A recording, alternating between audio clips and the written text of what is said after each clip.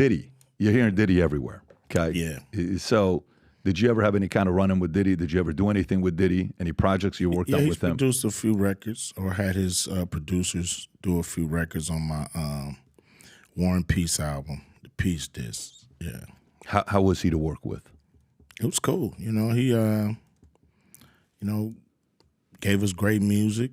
We flew out to New York, and I was mainly in the studio with the producer. You know, he had a stable of producers, so I was in the studio with his stable of producers, and I think we did some great music.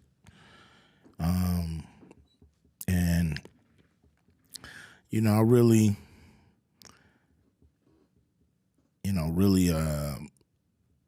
kind of, lost contact with him and really stopped, dealing with Puffy around 94.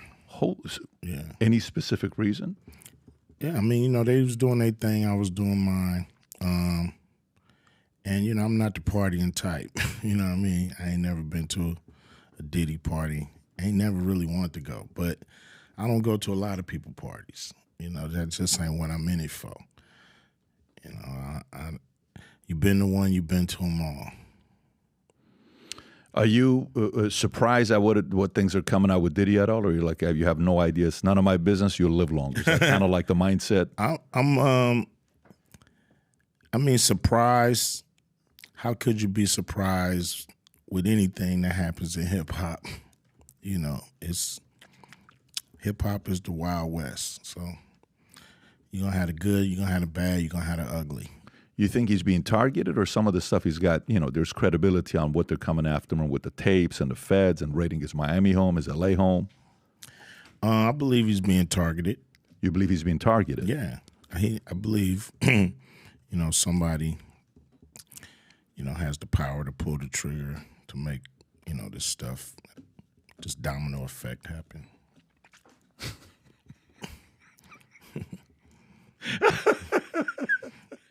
Okay. All right. So you think he's being targeted. So you don't think, Suge said, you can say what you want about Diddy, but Diddy didn't learn to like young boys. He learned it from a man named Clive Davis. He threw Clive Davis in there. It doesn't sound like you're part of that camp. You're part of the camp that you think he's being targeted. I don't know enough to even be able to be specific on any of this stuff. It's just all speculation. I just know he was cool up until a point, and then this stuff started happening. So I believe somebody, like I said, yo, he's our new guy. We on this year or whatever.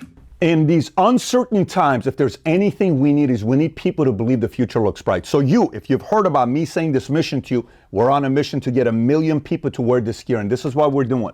If you buy one of these hats, there's a category of buying one hat, getting the second one free. If you haven't yet worn this gear publicly, go ahead and test it out. Buy some of the gear, wear it in public, and see how many people will stop by and say, you also watch Valuetainment? You also follow PBD Podcast? I do too.